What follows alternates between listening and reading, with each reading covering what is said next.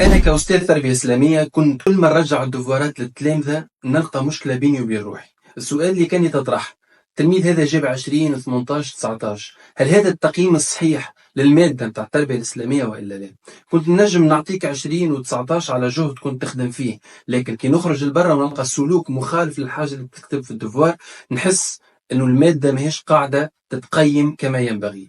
مادة التربية الإسلامية أو التفكير الإسلامي مادة متاع حياة، مادة تتعاش، مادة تصلح في السلوك. هيك علاش ما نجموش نحكيو على تقييم للمادة هذه فقط على الورقة.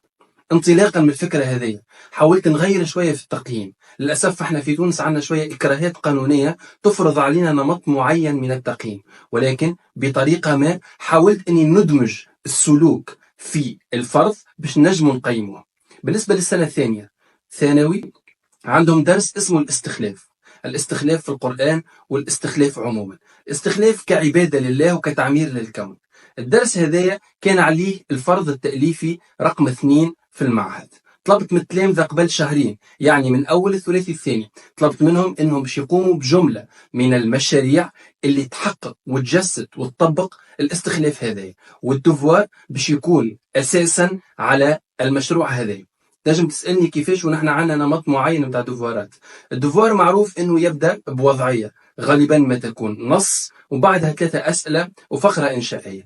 فرضت عليهم انه الوضعيه هذيك مانيش انا باش نعطيها لهم، هي المشاريع اللي باش يقوموا بها واللي تخدم الاستخلاف. هيك علاش في الواقع كما يظهر لكم الدفوار باش تلقى في الوضعيه مشروعك، يعني كل تلميذ عنده وضعيته اللي هو عملها، ومن بعد باش تلقى اسئله متعلقه بالاستخلاف عموما، والفقره الانشائيه اللي هي عليها اكثر عدد باش تلقاها باختصار شديد علاقه الاستخلاف او علاقه مشروعك بالاستخلاف.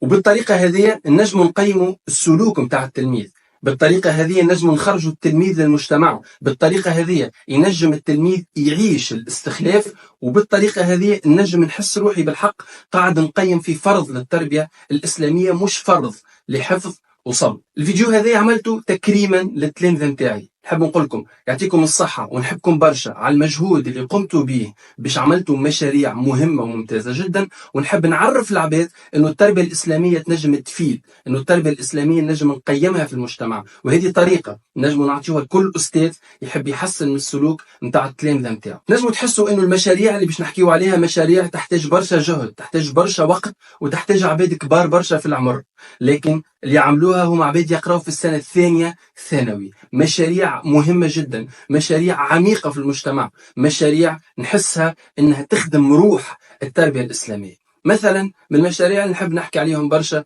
مشروع قرية الأسواس.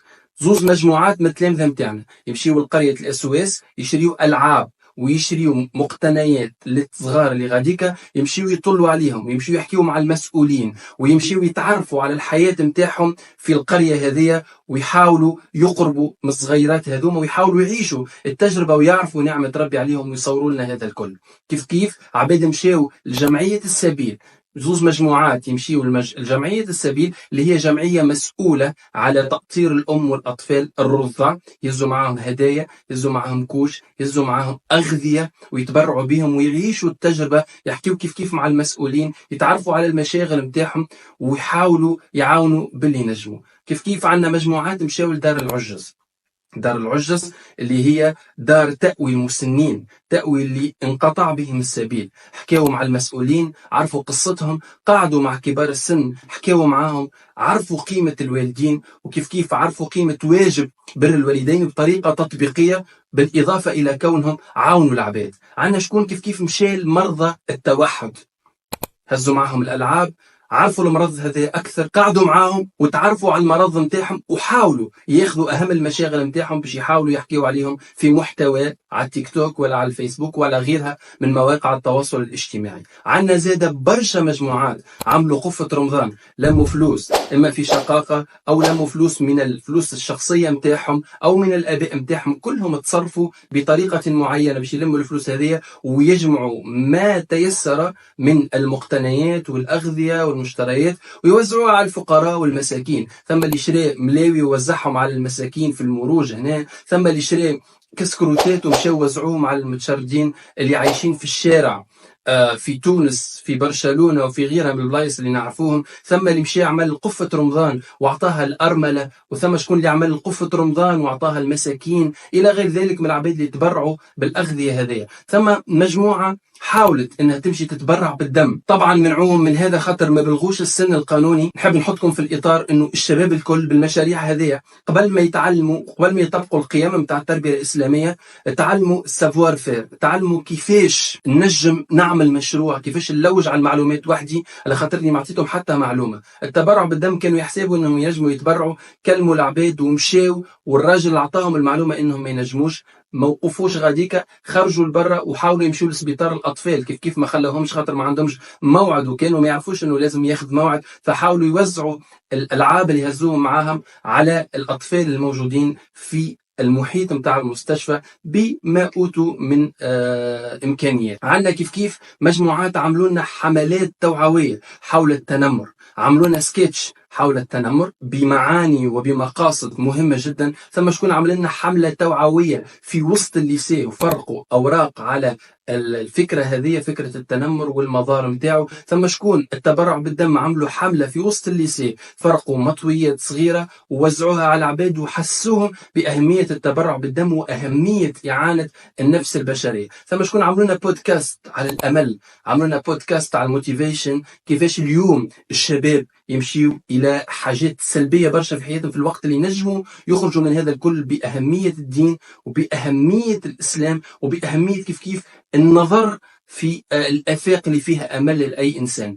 كيف ثم شكون عملوا لنا تمثيليه صغيره حول الانتحار، عملوا لنا تمثيليه حول المظاهر نتاع الانتحار، علاش توصل انت للانتحار وغيرها. ثم كيف شباب عملوا لنا حملات توعويه حول المقاطعه، فلسطين ما نساوهاش في المشاريع نتاعهم، لصقوا ملصقات حول المقاطعه وعاوا العباد وفرقوا عليهم مطويات بوجوب مقاطعه كل العلامات التجاريه اللي جايه مع الكيان الصهيوني واللي تمول فيه على اخواننا في غزه. كيف ثم شكون عملوا لنا فيديوهات توعويه حول الصلاه، حول الصيام، حول اتباع الدين. ثم شكون حكى لنا على فكره الاستخلاف. ثم شكون تبرع وفي نفس الوقت عمل لنا تحفيظ قرآن للآيات المتعلقة بالاستخلاف وتعليمها، باعتبارنا خذيناها في القسم، وهذا من أهم مقاصد الاستخلاف، أنك تبلغ العلم الغير. ثم شكون كتب لنا كتاب كما قاعدين تشوفوا، كتاب بطريقة حرفية حول الاستخلاف، ووزعوها على العباد باش العباد تكتشف الفكرة هذه وتحاول تطبقها. حتى الحيوانات ما كانوش مقصيين من فكرة الاستخلاف،